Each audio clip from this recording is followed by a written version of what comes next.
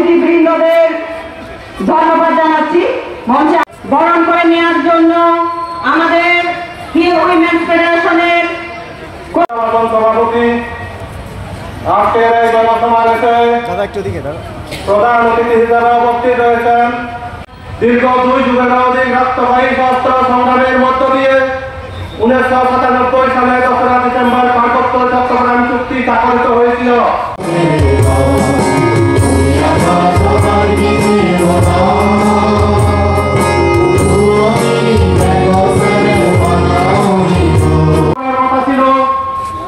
ঘরে ঘরে আনন্দ উল্লাস করে তাদের হাত রেখে উৎসাহ উদ্দীপনার মধ্যে